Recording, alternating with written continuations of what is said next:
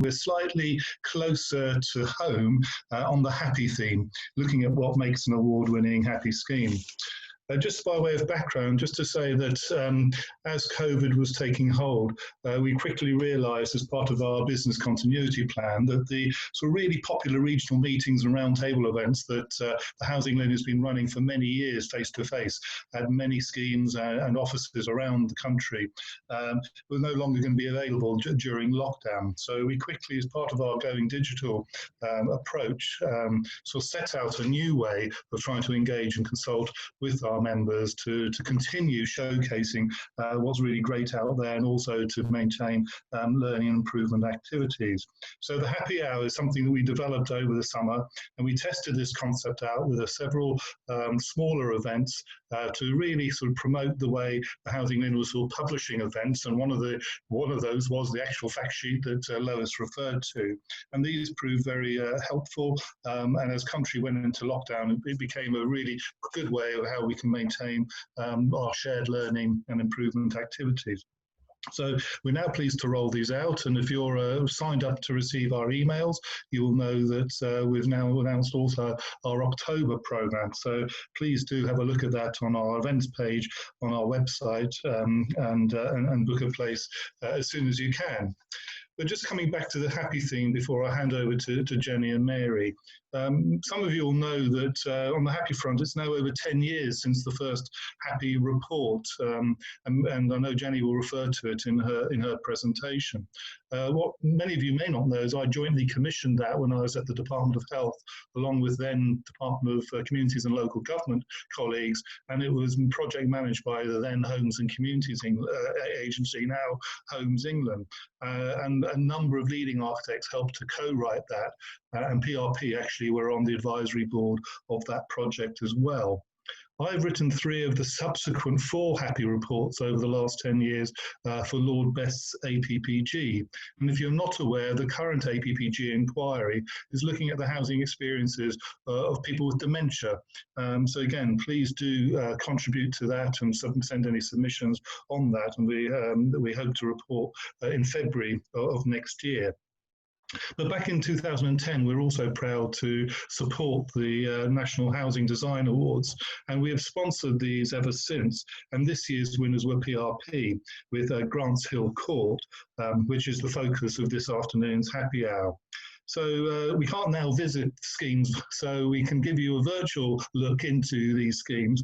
And I'm delighted that Jenny and Mary are here to do that, and also to share their learning what made a really good scheme and why that scheme in particular won this year's HAPPI Award. So without further ado, I'm going to hand over to Jenny. Please do introduce yourselves, and look forward to hearing your presentations. Okay, I'm going to...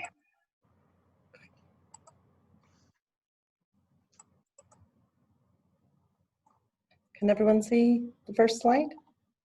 Yep. Just make sure. Okay, thank you very much, Jeremy, for the introduction, and also for inviting us to talk about Grants Hill Court and our HAPPI Awards.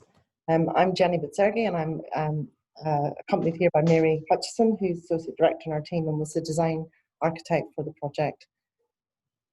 So I thought really we should really start by just reflecting on the original HAPPI report. As Jeremy has mentioned, it was published in 2009, which is over 10 years ago. And at the time of publication, PRP already had a well-established living team of designers, and we've been working in this sector for more than 10 years. But the publication of HAPPI, nevertheless, was an absolute game changer for our sector. It coincided with the demanding baby boomers reaching retirement age, and their aspirations were really very, very different to the stoic veterans of the past that we've been designing for. Prior to its publication, guidance had mainly related to functional aspects of designing for older people. But HAPPI, on the other hand, put forward these 10 simple recommendations which focused on good design. It set a benchmark for the sector. It encouraged clients, commissioners, and most importantly, planners to focus on the important design features which older people would expect from their homes in their later years. Clients started asking us for their projects to comply with all of the recommendations in the report, and planners were questioning us if they didn't. They wanted to know why not. For us, it marked a time of change, and it pushed innovative solutions across a series of groundbreaking projects for PRP. The next major change came the following year when Design for Homes introduced the HAPPI Awards, and these were to be awarded for both projects and completed buildings. For us, this put an emphasis on the importance of high quality design for older people that pushed the boundaries of design beyond just function. And importantly for us, it was also about housing. For us as designers, a bar had been set. Clients were now asking us to consider all the recommendations with the design of any new schemes that came to us. Since inception of HAPPI Awards, I'm very pleased to say that we've been fortunate to have won 10 awards, and we've been shortlisted for a further 21. Over the years, we've showcased these award-winning schemes to a range of our clients in the sector. We do this through open days at completed schemes, and we also present the designs to clients. At the outset of our projects, we discuss with our clients many innovative solutions which have emerged from the HAPPI recommendation to understand what they like, and more importantly, what they don't like. Our key design driver for us is about ensuring that development not only relates positively to the community that it sits within, but it also has to really importantly relate to the architectural context of the locality that we're designing within. So for Grants Hill, we knew the housing team at Wheeling District Council from a previous project. It was with a different client, but they were part of the commissioning team, so we knew their housing officers well. But prior to starting on the design of Grants Hill, we were already sharing our learning with them. Once commissioned the project, we took some of the housing team and the portfolio holder for housing around a number of our schemes. We presented different design ideas and we had lots of discussion around how different design features had worked in practice. I'm now going to highlight some of these key features from a few of the previous HAPPI winning projects, and I think these are ones that had influenced very much the design at Grants Hill and our thinking behind it. So the first of these is Halton Court, and it was the first project to win a HAPPI Award, and it was designed just after the publication of the report. So using HAPPI as the benchmark, for example, the GLA pushed the client, who was Barclay Homes at the time, to include large balconies to every apartment. And for us, this was absolute music to our ears. We felt that this should be the absolute norm for older people's housing. And I'm sure the residents of this community have benefited hugely from that in recent months with the recent pandemic. But we also challenged how circulation could be redesigned in the scheme, and what we were trying to do was maximise dual aspect apartments. We introduced separate cores to achieve this, and it's a very different approach to that you can see on the left-hand side of the screen there, which shows a really elongated double-banked corridor. And this is seen on so many shelter schemes from the 60s and 80s, 60s and 70s, and where they're renowned for overheating because they've got no natural ventilation. They're also quite disorientating for the residents within them because they can't see out to work out where they are in the building. Creating the separate cores was actually really good because then we actually created small communities in each floor, if you like, a community almost within a community. But importantly, natural light and ventilation were then brought into circulation as well as into the apartments. And the apartments themselves took on a different typology. They were spacious, and you can see one of the examples there below. And it has actually got two balconies, and that takes advantage of one of the balconies overlooking the street and the other one overlooking the more intimate podium garden on the other side. Cross ventilation across the flats. And to the top, you can see also the roof terrace, which had the most amazing views across London. Beautiful outdoor amenity space for all the residents. But Halton Court also has a wide range of resident-only facilities, but you can see in the bottom right-hand of the screen here, it actually also integrates with the wider community really well. This is a very well-used multi-purpose village hall to the front of the site. And local communities book all sorts of activities there, from yoga to weddings to parties there. And it is really well used, and that creates that interaction with the community, which is really important. And whilst the design principles of these design features, there were things that Wheeling wanted to see in their scheme, but obviously the scale and location of Halton Court were very different, being quite an urban site in the middle of London. One of the next projects I'm going to show is Trees in Highgate, and it was the first completed scheme that we won an award for. It was designed before HAPPI was even published, and it sits in a really affluent area of Highgate and engages really positively with the street. And the facade treatment was designed to very much emulate a series of villas along the street, similar to the rest of the wider area. The glazed slots that separate these blocks are actually really important, not only internally, or externally, but internally. The parking forecourt is designed as a home zone, and it gives pedestrians priorities over vehicles. So engaging the street for us had to work both ways. So these gaps that you saw in the facade, they result in these lovely incidental seating areas along the circulation routes. They created places of interest where residents would get together, but actually more importantly, they had views out to the outside, to the lovely setting outside, and that helped them orientate themselves within the building. Then there were apartments that were double banked across the circulation area. We created atrium spaces there, and that introduced the circulation space with lots of light and ventilation in hot summer days, and it actually connected the people vertically between the floors.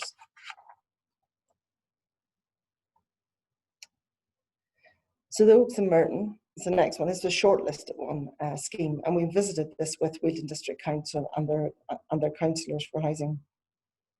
The scheme was very much made the most of its context. It fronts onto a busy residential street in London on one side, but it makes most amazing, it takes most amazing benefit from these beautiful mature oak trees in the boundary. They create a series of intimate courtyard gardens and spaces for people, residents to enjoy, and it has this fantastic backdrop of these mature trees. And on this scheme, we started exploring the use of winter gardens. We'd done a few schemes, we'd looked at it before, but this was the one that really we were looking at winter gardens on it in more detail. And we had a full width balcony in effect, but we combined it with partially winter gardens on one side and a balcony on the other.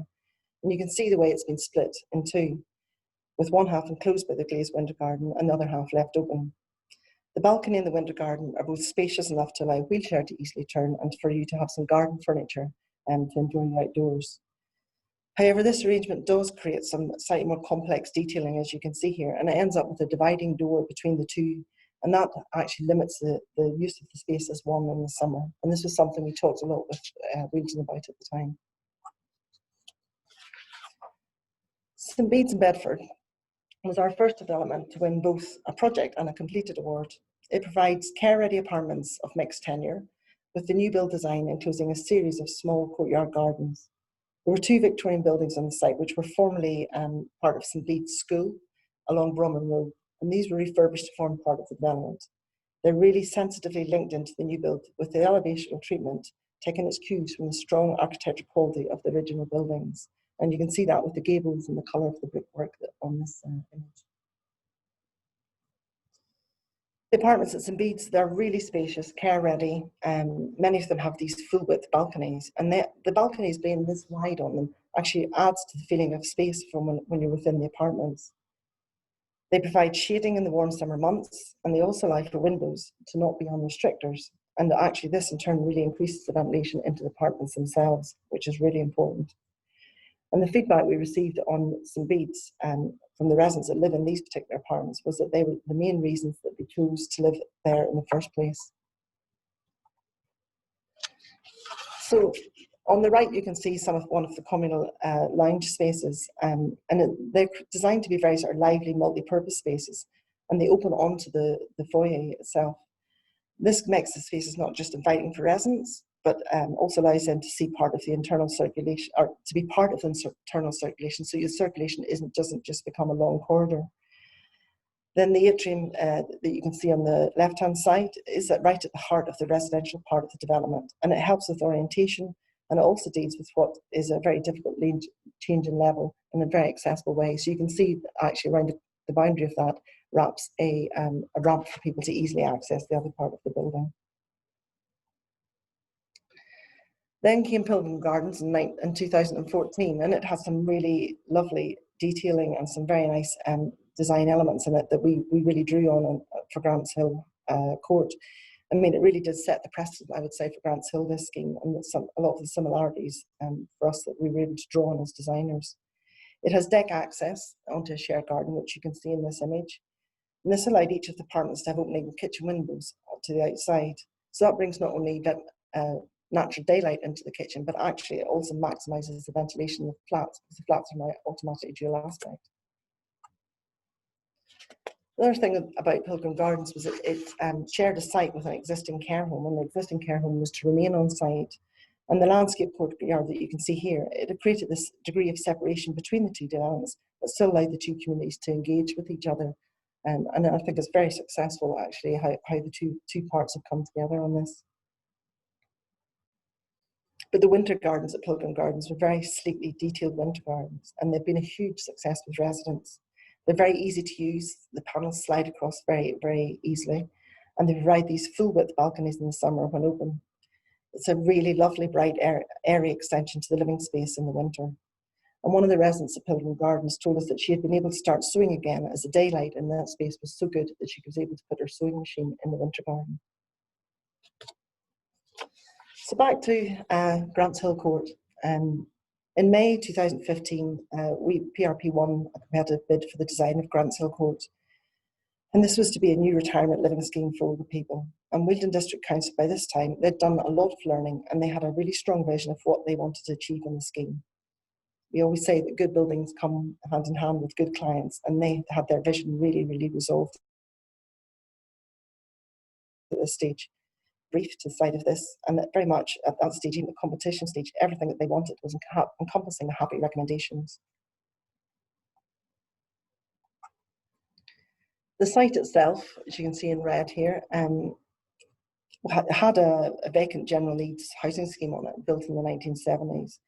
You can see some images there of it. It was in really poor condition, really disorientating on the inside because you didn't get any views to the outside, and it was actually completely unsuitable to be converted to retirement housing.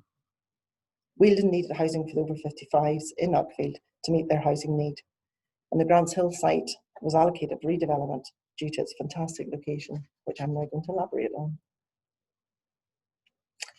But it came with a bit of history.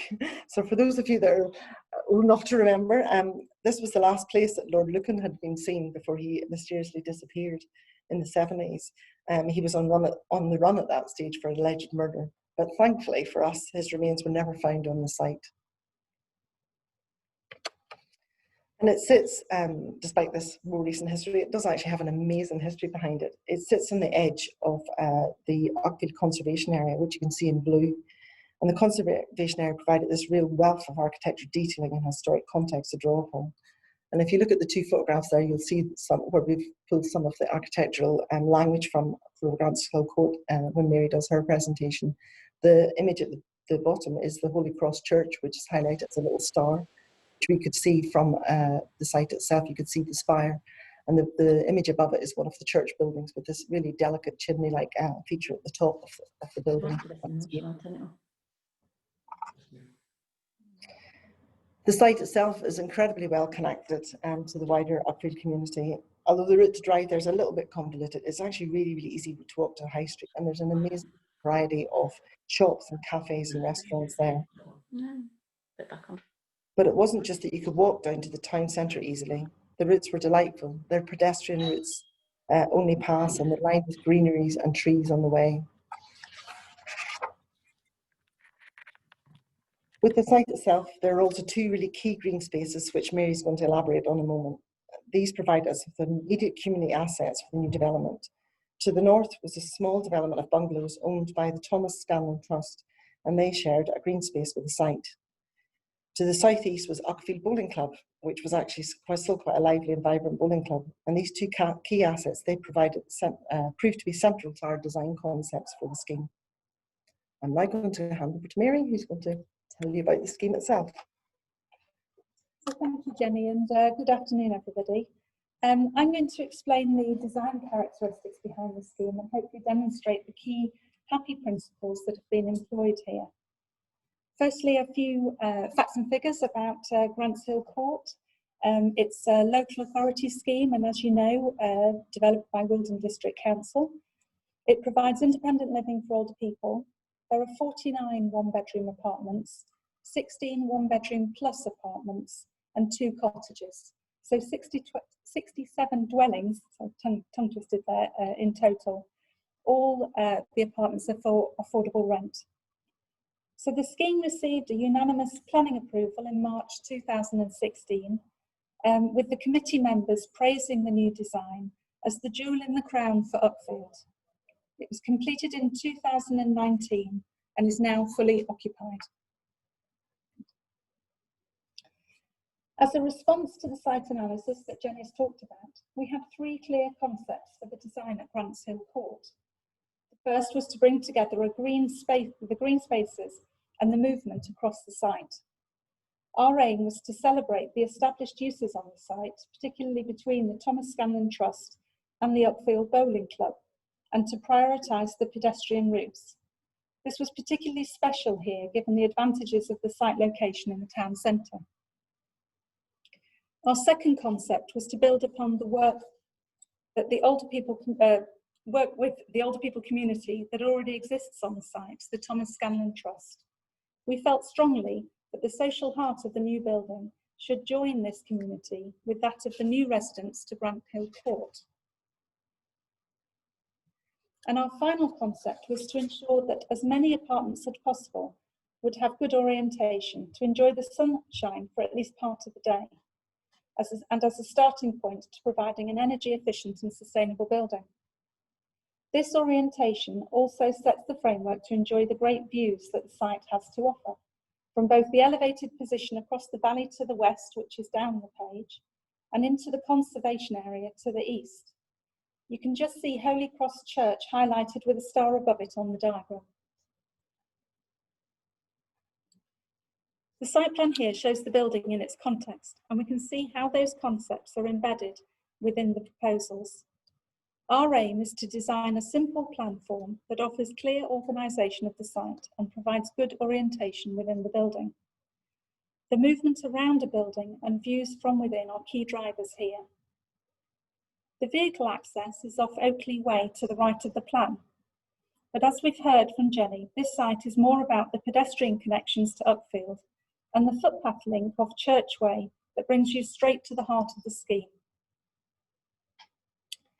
The car parking has been designed to be contained within smaller parking courts off the access road, so as to create a more home zone feel to the arrival and not to dominate the approach with a car park. Oakley Way culminates at the Thomas Scanlon bungalows, and that approach remains clear. The two green areas highlighted here show how the building addresses the established communities on the site. Firstly, the Thomas Scanlon Trust face onto the green to the left, and Granthill Court is arranged to complete that green square.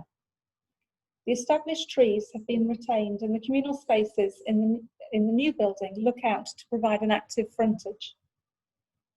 The bowling green to the south of the site provides a very different outlook for our residents. The club is active, and I understand that new residents of Granthill Court are now also new members of the bowling club too. Within the building footprint, we have two courtyard spaces. I call these the internal courtyard and the external courtyard, as a way of identifying the type of circulation around it. Importantly, each of these different green spaces provide unique views from the building and will help you to orientate as you circulate around. On the left courtyard, the circulation is by an internal corridor, albeit with lots of windows providing views into this courtyard. On the right, the dwellings are accessed off an external open gallery, so the dwellings are dual aspect with external front doors. You can see how many of the dwellings are single banked. This means that there is lots of natural light and ventilation into the circulation spaces, and so the environment is pleasant to move around. On arrival to the building, there is a clear view through the foyer into the internal courtyard, helping people to orientate themselves while also creating an inviting, relaxed arrival space. The adjacent multi-purpose communal room has views both into the internal courtyard and also to the outside into the green shared space with Thomas Scanlon residents. Throughout the circulation areas, there are frequent views out, providing connections to an amazing variety of outside spaces. This really aids orientation and assists with easy wayfinding around the building. And where we do have double banked corridors, an atrium provides connections vertically through the floors and up to the sky, bringing natural daylight in and ventilation through the roof lights on warm sunny days. Wealdon District Council were keen to have a varied offer of 1 and 1 bedroom plus apartments and cottages. In all homes, the layout is flexible and generous. There's plenty of storage space in the dwellings, and all are care ready with assistive technology hardwired. Full-height windows provide good levels of daylight within the dwellings, while additional windows facing the circulation space offer social interaction with neighbours. A sliding partition off the lounge opens up the living space to provide a flexible lifestyle, and the additional living space in the Plus apartments can be used for a guest sleepover, a study, or maybe a dining room. The design was able to offer a number of variations to these plans by mixing and matching different balcony types. You can have either a pop-out balcony or an inset balcony with a winter garden. There's also the option of a full-width winter garden, and we will see these later in the presentation. With all the apartments being accessed off either an internal corridor or an open gallery, you can see that the scheme is set up to provide different choices for the residents, while also having an efficiency of repetition within the plan. So I'm now going to show you some photographs of the scheme to demonstrate the happy principles that have been realised here at Grants Hill Court, and also to show the local distinctiveness in the architecture, where the materials and building forms have responded closely to the local character found in the nearby conservation area. This is the entrance elevation overlooking the parking courts. The gable forms with stone frame detailing offer a contemporary interpretation of the local architectural character, allowing the building to sit comfortably in this setting. The variety of balcony types that are on offer can be seen across this elevation.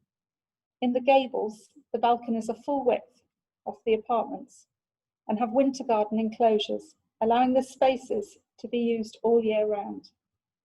Adjacent to these, the dwellings have pop-out balconies with full-height windows to the outside. Remember that all these balconies have long-reaching views across the valley to the east.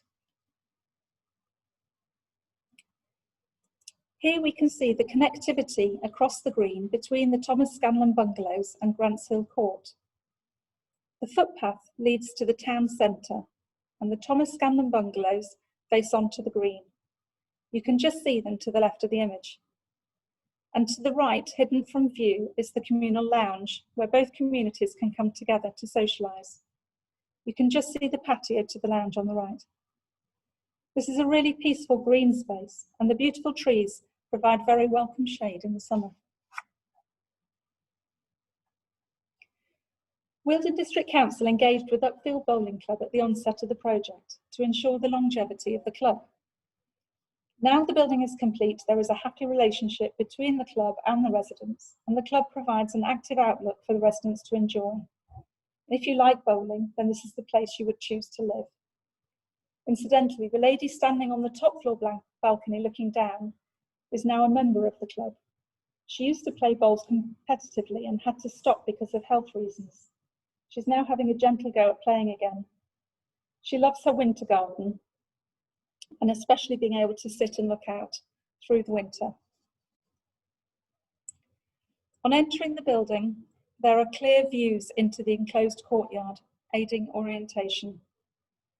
This is a lovely, calm foyer space, which leads directly to the courtyard space with no distinct corridor. And from within the peaceful courtyard, you can see the connections to the circulation spaces and through the building to the gardens beyond.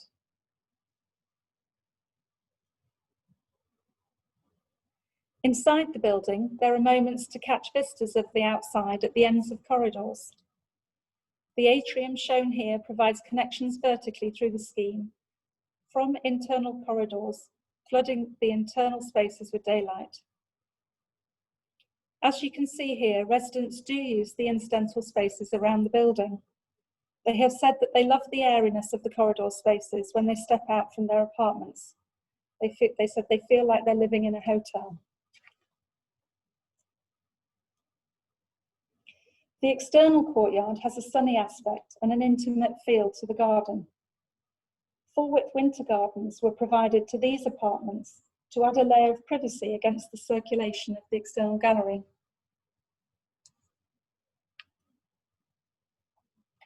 And the single-storey cottages at the head of the courtyard provides enclosure to this space, while also allowing sunlight to spill in. And a flat roof is an opportunity for biodiversity. The sedum roof provides a pleasant outlook with long-reaching views beyond. In time, the sedum will flourish to provide a green foreground to complement this view.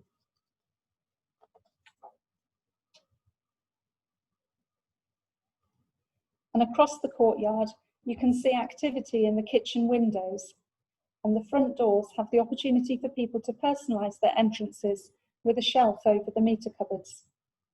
The windows are openable, so these dwellings benefit from cross-ventilation. And isn't it lovely to see the postman can literally walk up to these front doors to deliver the post? So the original question was, what happy design characteristics make it a winning scheme? My answer would have to be all of them together. It's the sum of all the parts, and that is all built upon a strong will from the client to make it all happen. This is a great site with opportunities to work with, and here all the parts came together well. People have now been living at Grants Hill Court for just over a year, and the initial feedback is positive. We do know that residents enjoy this location, they like the open gallery, and they're enjoying their new homes. Unfortunately, we haven't had a chance to do a post-occupancy review, but when it is safe to do so, we will visit the scheme again. So thank you for taking your time to listen to us today. I'm now going to hand you back to Jeremy for Q&A. Thanks ever so, both of you. That was really excellent, and it made me feel as if we were there. So the whole purpose of this is to enable us to have a tour, and your explanations have been really great. I just wanted to, if it's okay, take the liberty just to ask you a couple of things myself, because I think a lot of people are quite exercised about the real challenges around both developing extra care, but also designing it, bearing in mind COVID and lockdown. And I think we are quite fortunate to a certain extent that many schemes have managed to both contain infection because of the design. And very early on, Jenny, you talked about balconies, and I'm just wondering whether you could expand on what your thoughts are and how balconies and those sort of public spaces can create sort of ways to sort of reduce isolation and loneliness and other aspects. I mean, you talked about someone being able to do some knitting and sewing, which they hadn't done in the past, Pilgrim's Gardens, for example. So any further thoughts on balconies and things? Yeah, I mean, I think when I personally very much started designing for older people, it wasn't the norm to put balconies in. And I think since HAPPI, it's become much the norm. It would be more of a question why you wouldn't put balconies in. During the recent pandemic, the ability to get outside and have some fresh air has become really, really important. And I love, there was a photograph that I showed with Pilgrim Gardens, was a lady down below talking to a man upstairs. Yeah. Well, I mean, that's just, that almost sums it up. The ability to actually talk to your neighbour without being too close to them is just fantastic. And we know of one scheme, for example, in Barnet, where they've been able to, with a particularly frail older lady, they've been able to actually allow her family to come into the courtyard garden and be able to keep in touch with her and talk to her from the garden to her balcony above. Now, without that, it's not quite the same as being at a window. It does make a difference for her to be able to go out and sit on her balcony and be able to talk openly to her relatives. So I think balconies have very much come into their own. And personally, I would hate to be in a flat with the pandemic and not have access to that little bit of my personal outdoor space. So I think they have become very, very important in recent times. And I think the deck access also allows that too, actually. It allows the connection with the garden from above too. So you've almost got it with deck access on one side and a balcony on the other. You have the best of both worlds. You have the ability to do both, which is really important. Yes, I noticed that in terms of some of the sort of design concepts that you developed at Pilgrim Gardens, like the balconies and the deck access, and it felt that there's some real important learning that you as a practice took forward and put into Grants Hill. Am I making that up, or do you think that was... No, I think that's exactly it. And I think having had the benefit of some schemes that we haven't shown there that were on the drawing board, but actually having the benefit of schemes that have been built, that Wealdon District Council went and visited both St Bede's and the Oaks with us, and for them to be able to see those buildings and how they're functioning and how the residents appreciates certain design aspects of it, the learning has been tremendous in it. And for us, as you start to detail these buildings, you start to, for example, winter gardens 10 years ago were very new to this country. And so the detailing of it has actually become much more finesse as time's gone on. And actually that makes it much easier as well for the residents to use, not only for the contractor to build. So I think, all those sorts of learning curves that have happened since HAPPI came about have actually they've pushed innovative ideas, and I'm sure many more will come in the next 10 years. So yeah, bring it on, really. It was interesting you should mention winter gardens, because one of the first sort of projects I was involved in pre-Housing LIN days, would you believe it? And if Jean's on the call, Jean will be I was working with her in Anchor and developing Denham Garden Village and the atrium there, and how that has stood the test of time. But you also talked about detail, and one of the other things I've noticed in your slides, and this is my last question, is how brickwork has developed over the time. And I noticed again some really fine detailing around both the external facades, but also around some of the windows, how you offset the brickwork and the like. And do you see some of the sort of style, do you see that becoming much more of a contemporary feel? I'm just conscious that a previous HAPPI winner was the scheme in Lichfield with Pegasus Life, for example, and one of the design characteristics was again about detail. So is there stuff around that detail that you think is really important to try and distinguish it from other forms of housing for older people? I don't know about distinguish it. I think the thing, brickwork is very much in vogue at the moment to a great extent, and has been for some years. But there's lots of advantages to brickwork, fire being one of the, which is very much in the forefront of people's minds to do facade treatment at the minute. But I think with Uckfield, I'm a big believer in going almost beyond the HAPPI recommendations, and every one of the schemes we've shown you has been all about the context.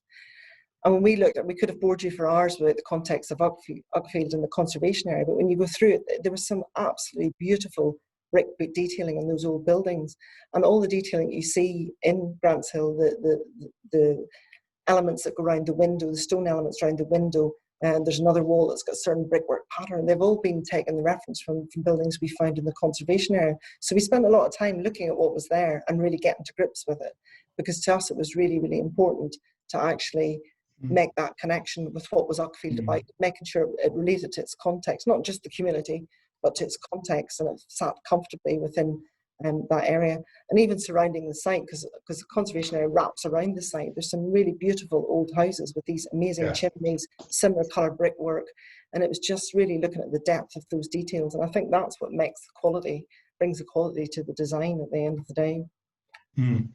No, that's very helpful. Now, Mary, before I throw it open, have you got any comments you want to make from the sort of these questions?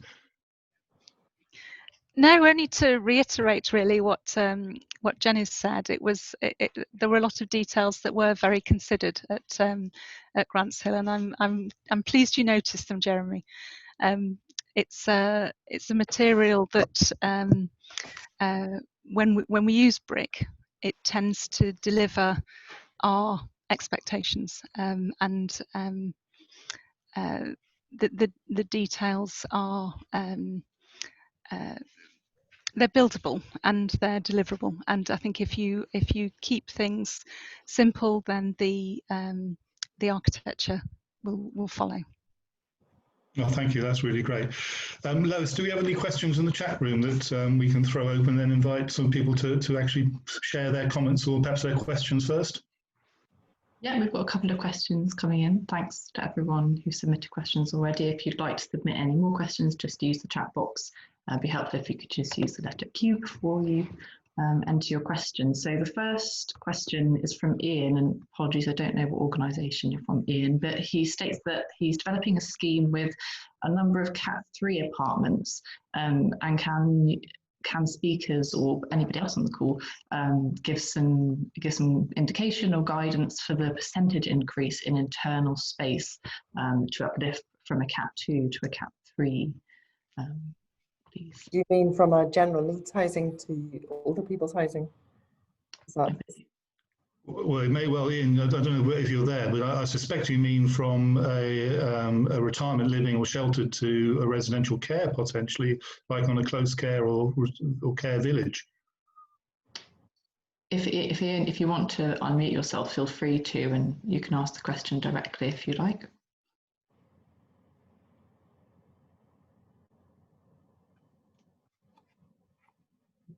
Sure. What I would say, before Ian returns, is all the apartments at Grants Hill Court are designed beyond Cat 2. So our apartment layouts tend to work on a principle of, we call it Cat 2 plus.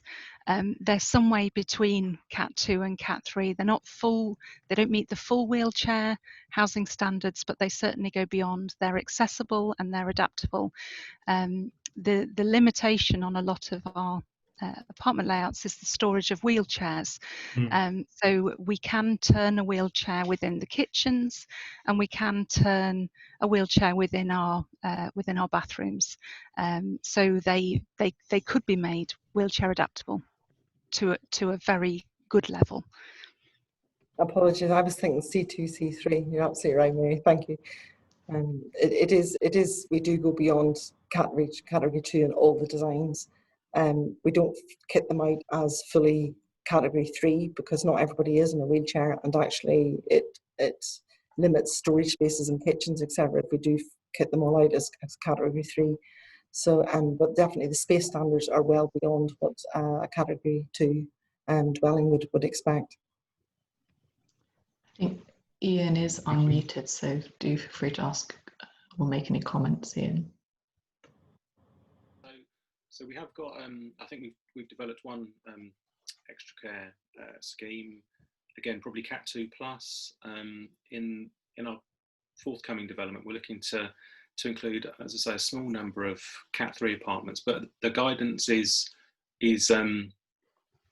useful, but it doesn't really give us clarity around that additional space requirement. And previously, I think I've seen recommendations for a 30% uplift in kind of gross internal area, but struggling to get some clarity from specialists even in terms of how we'd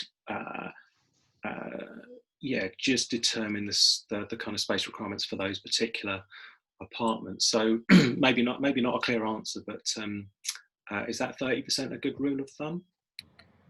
I would say from the Cat 2 plus that we've designed older people's to Cat 3, 30% sounds quite a lot actually. The Housing LIN fact sheet that was mentioned at the beginning is probably a good starting place because it does give you some good guidance on the category 2 plus, if you like. So it's probably, I would say, maybe 4 to 5 square meters between Cat 2 and Cat 3, and the Cat 2 sits somewhere in between. But yeah, if you want to email us directly, please do so, and we can certainly provide you with a bit of guidance on it. Great, thank you. There's some other sort of really interesting questions coming through, Lois. Do you want to sort of pick up a few? Yep, I think so. Claudette McDonald, you had a question, which is how informed are clients? How informed are clients, and do they have a baseline specification or standards that you work with initially?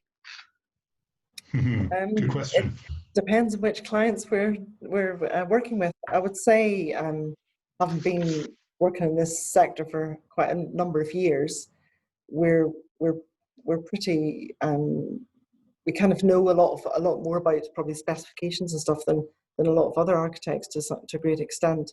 We get clients who come to us that are very informed and they know exactly what they want and they've done all the relevant research. And we get other clients coming to us saying we're not really sure how to go about this. And those ones are the ones that we assist and we guide and we point them in the right direction. We take them to the buildings, we let them see what's there. We find out, where they lie, where their business case lies, where, whether they're selling, whether it's mixed tenure, whether it's affordable. It's all those things go into what the specification is. So clients come in all shapes and sizes, and I would say, there's lots of different experiences out there, and we actually we love working with them all because they all bring a different experience to the table that quite often checks out what we think is perhaps the way it should be done, and then suddenly we're thinking about doing it in a different way. So yeah, we get a variety, I would say. I think you're right, and Mary, just before you come into, I mean, I think there isn't a one-size-fits-all policy, and also for many of the extra care schemes, also depends either how the planned care is being commissioned by the local authority and/or how self-care is going to be developed, and that could also sort of have an impact on the size of the common parts, the type of facilities that are available, the type of amenities, and sort of things that are set out in our fact sheet. So again, those are sort of, there are a number of variables, but I know PRP have also done some real good work with a number of operators who want to sort of develop a real robust offer for their customers and help them better understand the design requirements and having their own design guides. And again, I know Lois and her work has been working with a number of housing associations to get some of the aspirations captured so that we can help inform those as well. Sorry, Mary, any other points that you wanted to come in before we throw it out? Okay, no, yeah. I just got a question, sorry, for Jenny. On your on the balconies, what size are the balconies generally? Sorry, what size are they? Yeah, the balconies. Obviously, sometimes the balconies get reduced, so maybe possible just like a chair that can go out there. Are these proper accessible balconies? Is probably what I'm trying to get at. I think in Grants Hill they're quite generous. I mean, the smallest size should be, the absolute smallest size should be able to turn a 1500. And wheelchair turning circle is absolute minimum size. But of course, if you're in a wheelchair, then that doesn't leave you any space to put tables and chairs out if you need to go out there and move around. So I would advocate for it being more than that. Certainly 5 square metres would be wonderful. I think, Mary, you might be able to say exactly what size they are in the Grants Hill. I'm not sure now. Yeah, so there'd always be a minimum of 6 metres squared, I think it was as a general rule of thumb. Like you say, 1.5 metres deep allows you to turn the wheelchair, but you need to think about putting the furniture on the balcony outside of that space as well. Another thing that we've found really that's been really well received on balconies is to put some storage out there. So in the cases of recessed balconies, if you can put a cupboard to the side, it means that people can store away a bag of compost and a few pots and just a trowel, so they can have a go at some planting over the summer and then put it away for the winter. So there's lots more that we can do with balconies, I think. The other thing is also considering which way your doors swing. So if they if they're swinging out onto the balcony, again, that takes up space. You can't put a chair or a table behind that. So it's actually really, the full width balconies, in my view, are the best ones to go for, because it just gives you the space for the door swing, a wheelchair turning circle, and some decent furniture. And as Mary says, some storage is essential if you can fit it in. The other interesting thing for Grants Hill is when we had an inset balcony off the 1-bedroom plus apartments, the balcony was actually effectively off the bedroom. So there was a door from the side to the side of the living room onto the balcony. But it meant then that you had a clear view through your window that wasn't interrupted. So you had a full height window off your living room space. Which is just another thing to play around. Quite often the balcony is off the living room, and they were off the living room for the 1-bedroom pop-out types. So there were different things going on at Grants Hill, subtle things. Brilliant. There's another question I think is sort of touched upon in the recent design principles fact sheet that PRP authored. It's about sort of coronavirus. So how will coronavirus impact on the future design of extra care? Can you touch on that? Good question. We have done quite a lot of work around it. We've talked to a lot of our clients, and I think Jeremy's alluded to it earlier. I think extra care as a model has actually stood the test of time through COVID to a great extent. There's a lot of flexibility around the way spaces are used. The fact that people have their own dwelling, it means that they've been able to, if needs be, self-isolate within them. But we've also found out a lot about how the buildings are actually functioning. So, for example, having deliveries been able to come into a separate door, to the main entrance, which we would always do certainly for kitchens. But actually then sort of thinking about, you know, a staff entrance into the buildings, and whether the staff changing facilities, for example, are near that entrance, as opposed to member staff having to go the whole way through a building before they could change into their work clothes or get washed and sanitise. It's things like that we're starting to look at and we're starting to challenge. Again, we've talked about balconies and the importance of the open space around it. But we have had a lot of clients saying about how they've been able to manage the schemes well. The ones we've designed, been able to, you know, take on responsibility for shopping for residents, they've been able to deliver food to their apartments, and all those sorts of things that actually help them sort of shield from meeting other members of the public, I suppose. So I think extra care generally does actually tick a lot of the right boxes, but the thing that we're always a bit concerned about is when people are isolating, we know that one of the main reasons they move into these buildings is because of social isolation. So it's about getting the balance between the two. So you want people to be able to self-isolate and shield, but you need to be able to create that sense of we're in this together, and that you can still speak to your neighbours. So for example, balconies that you can sit out on and be more than 2 metres away from your neighbour at their balcony, and you can have a chat or talk down to your neighbour on the patio below. Those sorts of things have become really, really important. And we've seen some lovely stories from clients of running events in Courtyard gardens where people can sit in their balconies and sort of enjoy the events going on. So I think the design can be looked at, and there is a whole section in the Housing LIN fact sheet that sort of tackles the whole idea of infection control. And we also have on our website a little document we've produced that talks about called Safe Happy Together, that talks about how you ensure you capture social inclusion and social allowing people to be sociable with each other while still protecting them at the same time. So please do go and have a look at that. If I can interrupt, I've noticed a couple of questions which are slightly more technical, Lois, which I think might be worth just exploring, if that's okay. And one of them comes from Liz Alvey. I don't know if, Liz, if you want to ask it, or if you're all right just to go back to the chat box, because it actually talks a bit more about fire safety and wheelchair storage and charging. Yeah, I'm happy. Hi there, Jenny. Nice to see you.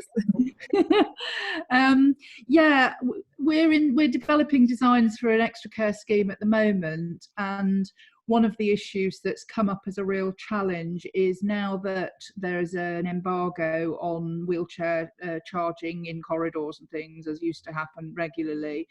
Having to do it in the apartments obviously increases the space requirements, but also we've been advised that there'll be a requirement for things like fire curtains and the like, and I'm just interested to hear what other people's experience, particularly obviously Jenny, yours and PRP's is, and whether or not there are any different solutions that people have found.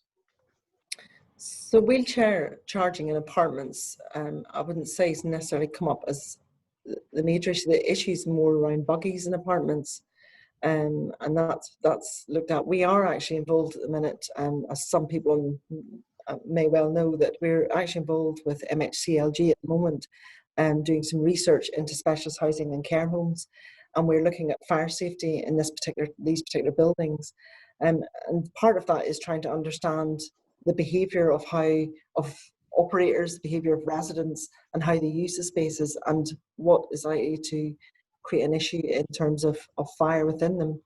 And we notice that a lot of our buildings nowadays are fire engineered rather than following the building regs, and we're trying to sort of get to grips with why that is. And we know ourselves when we're designing something when it sort of looks like it's deviating slightly from the building regs, and I would say not so much wheelchairs. I'm interested in finding out a bit more why it's come up against wheelchairs, but actually buggies and the use of buggies in schemes is something that is of great concern to a lot of clients.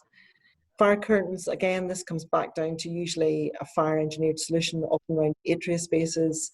They do require maintenance, they do, and you've got to offset that behind the benefit of having them within the scheme. And what they bring to the development. So I think watch this space. We've got another 10 months on the research, and by the end of it we will be publishing our findings of what's come out of it. So but if you want to speak to me separately about the wheelchair charging issue, Liz, I'd be happy to talk to you about that. I mean, we would normally try and incorporate a buggy store within the scheme so that they are kept outside of the dwelling compartments. I mean, if they can be kept on the ground floor near the entrance, you know, secured by fire-rated construction, fire doors and the like, it's a much better arrangement. And then using then an electric wheelchair, a smaller vehicle within the building, I think would be seen to be the safer. Yeah, no, this has specifically come up in relation to wheelchairs, not buggies. We are looking to include a buggy store, exactly as you described, but this is particularly to do with wheelchair apartments and secondary means of escape and things like that. But I'm happy to have I mean, I don't want to dominate the discussion, so happy to follow up separately if that helps. Well, under the regulations at the moment, you can store, you can charge your wheelchair in your dwelling. Your dwelling should be, is a compartment in its own right, and therefore it should be able to contain the fire risk of the wheelchair in your flat. You can put those flats on the ground floor, allow them direct access to a patio would be one way around it. But under the regulations at the moment, there is nothing stopping anyone in any dwelling storing and charging a wheelchair within it. Yeah, we're obviously getting conflicting advice. I think there is probably a lot of conflicting advice with different chief fire officers, different regions and localities as well. I know the Association of Chief Fire Officers have also tried to create a guidance to cover all. So again, do have a look at that. We've actually got a dedicated page on the Housing LIN website around asset management. There's a lot of material there on fire protection, prevention and safety. So yeah. Blaise, was anything else you spotted? Yeah, I'm just trying. So I've got a question from Bob Green about, he says that he likes the idea of post-occupancy reviews, and how often do these happen? Is that something that sort of PRP are involved with? Yeah, we do. We visit our buildings a lot, normally, not at the moment. Yeah. Unfortunately, we're a bit limited, but for very good reason. But we do visit our buildings a lot. We go back often, and we like to get to know managers and residents there and find out what's happened to it. We do them in lots of different ways. We've done environmental ones where we're collecting qualitative and quantitative surveys, and we're actually putting in devices that we're actually understanding how people are using the environmental aspects of dwellings, for example. That then links to feedback with the client about how they're informing people how the systems in the dwellings need to be used, because quite often it's not understood. Because let's be honest, a lot of the technology that goes into things now can be quite complex. But we do try to go back and do some sort of formal post-occupancy a year after buildings have opened where we can.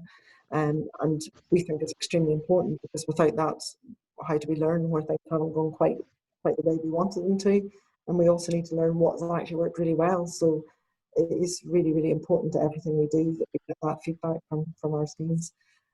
We're now at the time where we would normally go to Grants Hill and have that feedback with residents, but we're unfortunately not able to do so at the moment. Again, the sort of work that we did for the REBA report on age-friendly housing, there's a section in there about post-occupancy and how important that is, both for snags, but also to get the views of residents as well. So that's really helpful, Jenny. I think Bob's also got another question around sort of environmental considerations. So just asks about how can a scheme be defined as zero carbon, any of the schemes you've showed us, and also do you reuse any of the materials from old buildings that were on the site as well? Reusing of materials is often depends on the scenario, but I can think of a scheme in Guernsey where we reused the stone of an old building because the stone was so valuable. It is something that I think should be looked at more and more, but quite often it's within the remit of the contractors. It's not necessarily something that we have control over. Sorry, what was the first part of the question? Oh, sorry. It was about definitions around zero carbon. So whether any of the schemes were zero. So oh no, sorry, Jenny. I was going to say one of the schemes we're designing at the moment is zero carbon in its operation. Which is something we can manage. A lot of well, the Grants Hill scheme, for example, was 100% affordable housing, and I think that would, at the time, would have been too big a challenge to put upon that project in itself. But it is starting to be more prevalent in the schemes we're designing at the moment. In fact, that raises something. One of the earlier questions I saw was about the procurement. You mentioned the 100% affordable housing. Can you just sort of share with us a little bit how the scheme was procured with the district council? It was an invited competition. I'm not sure. I think it was 5 architects were invited to do a mini competition for the scheme, and we bid on it. We won it, and we took the scheme up to planning. We then did a very detailed set of tender documents along with employer's agent and the other consultants to make sure that everything, the essential things architecturally and for the user group, were sort of really encompassed in the set of employers' requirements that went out to the tenders. Thereafter, unfortunately, we didn't actually do the final detailing on it. The contractor themselves brought in their architect and they did the final detailing on the building. But we had captured enough at tender stage to actually really encapsulate main design intent of the building, and I think that can be seen in the final product. Yeah. It's not our preference. Our preference is to take it all the way through. That's what we like to see. We like to build what we design where we can. But as you say, it's not uncommon that situation may happen. I can see there are quite a few other architects on today's Zoom call who may have had similar experiences as well. Yeah, I mean, I would say we probably do build about 80% in this team of the buildings that we design, and it is our preference. I think you take the design intent all the way through, and it's important that happens. But as I say, Wealdon were actually also a very active client, and they were with us on that journey and understood everything we were doing. So we do know that they protected that design, and they would phone us up and say, "We're not sure about this. What do you think?" Every so often. So that they were very much on the ball with regards to protecting the quality of what they wanted to see in the final scheme. Can I just take an opportunity to thank Jaquel, who is a very well-known member of the OT community in the Royal College of OT Special Interest Group on Housing, who's given a really good reply to wheelchair charging and transfer play. And has left her email address with Wandsworth Council. So that's great. Thanks very much for that. There's also a question from Dawn. You asked a question about costs earlier, Dawn. Do you want to ask it, or? Oh, have I managed to unmute? You have. Thank you. It was just about the, I suppose particularly in the aftermath of Grenfell as well, is there a broad cost differentiation between brick and I know there'll be a whole shades of, it's not just black and white on facades, but broadly, how does brick compare to other facades? Yeah, it depends what other facades you're talking about, really. I don't know, Mary. I'm not sure I'd know how to answer either. I mean, brickwork is a traditional material. If the building isn't too high, then it's a load-bearing material as well. So there are certainly efficiencies in its scale and its module and everything that lots of people know how to build with brick. But as a cost comparison, I'm not the right person. Sorry. From an aesthetic point of view, it gives a lot, doesn't it? From on purely aesthetics. So I just wondered if is it because we see so much of facades. Is that about driving down costs? But thanks. Can I add to that, Jeremy? Yeah, please do. Hi, it's Claire here from PRP. I was just going to add that one of the issues with brick and one of the cost issues is the time it takes to build, as opposed to the cost of the material itself. So if you use a lightweight frame or a larger module to build it, the building can go up much quicker and save time on site, and sometimes that's the cost saving that people take and is overlooked. And also the availability of brick at the moment. I'm a great advocate of using brick, but because of Brexit and availability, there has been some delays in acquiring enough bricks to build out what we're doing. So that's one of the challenges. And bricklaying. Well, thank you for bringing in the B word, not bricks, but to the other one. Oh, sorry. The last thing I wanted to do. But no, seriously, I mean, this is a really important issue. You know, what the costs are going to, the implications are, and especially where a lot of our bricks are coming in from mainland Europe. And maybe also something we'd like to explore in a future happy hour, which is looking at some of the things around off-site manufacturing and modern methods of constructing, because I know Housing 21 are with us and they've been doing some work around that as well, and I'm sure many of you are exploring that. So let's park that and come back to that at a later stage. And I know that we've had a question from Claudette around that. Lois, any final questions before I call last orders? We've got a couple of questions from Pat Fowler. I don't know, Pat, if you'd like to unmute yourself and ask some of those around sort of use of communal space in schemes. Thanks, Lois. Yeah, just really to ask for trends really in the use of communal space. How popular is it increasing in terms of design and requirements from clients, and also, you know, on-site facilities such as restaurants, cafes, things like that? Thank you. I think it's a bit horses for courses. It depends on where your scheme is. It depends on the type of scheme. So Grants Hill is retirement living. It's not extra care. It doesn't have extensive communal facilities, but it's got a lovely, quite a multi-purpose lounge with kitchenette area on it. It's shared with the Thomas Scanlon Trust if they wish to come over and join in anything in that. So it's not extensive in Grants Hill. I think the larger villages that you see, yes, they do have much more extensive facilities in them.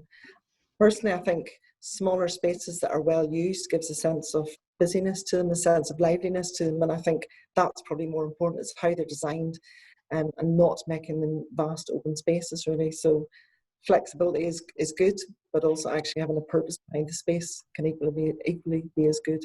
So it varies between client to client, and it also varies across tenures as well. But Grants Hill is a very, very lovely little space actually that they have there, and it does seem to be well used any time we've been to the building. Our client is actually, I've just seen Tina Allen's on there, so she might tell you a bit more than that. Well, please do, Tina, if you wish to, and then we'll bring this to a close. Hello. Hi, Jenny. Hi, Tina. How are you? Hiya. Yeah, really interesting to hear everything you said today. We were influenced quite a lot by our housing management section, who had certain requirements. They weren't very keen on having big kitchen areas. They didn't really want to encourage the communal catering thing. I think it has implications, you know, with food hygiene, safety certificates and that type of thing. So we were limited a bit there. We just have really a kettle and tea making, coffee making facilities.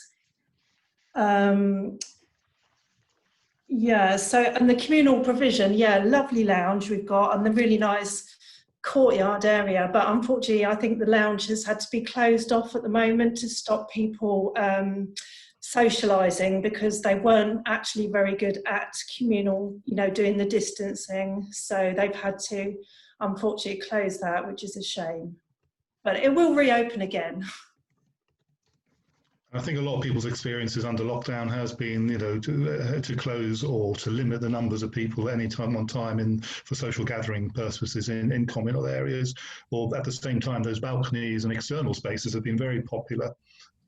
So again, making sure we can use different uses of space. I wanted to personally just thank Mary and Jenny for really excellent presentations, and I know that a number of people already commented in the chat box about that, and just want to echo that. It's also, for those of you who don't know, for Accessible Homes Week this week, a campaign launched by Have Take Housing Association a few years ago, which shows the real lack of good quality accessible housing in this country. And in fact, I think that the stats that they did with the YouGov poll show about 1 in 4 people live in inaccessible housing in the UK. Jack may be able to update beyond that. But on behalf of the Housing LIN, a real thank you to everybody participating. Thank you to the speakers. Thank you, Lois, for helping to host this afternoon. We have a further happy hour next week where we'll be looking at a bit more detail at supported living and supported housing, in particular reporting on a report that we recently published with the National Housing Federation to help them sort of work closely with government on informing what the future of supported living might look like. But if you aren't aware of some of the resources on the Housing LIN website, in particular around design, do have a look at these particular documents. They capture a number of the points that we've highlighted today, both in designing extra care housing specifically, but also the care ready principles that Mary and Jenny have highlighted throughout their presentations around what constitutes those 10 design principles as part of the HAPPI criteria. So without further ado, drink up everybody, and look forward to seeing you at the next happy hour. Thanks everybody. Thanks everyone. Thank you. Thank you, Jeremy. Thank you, Lois.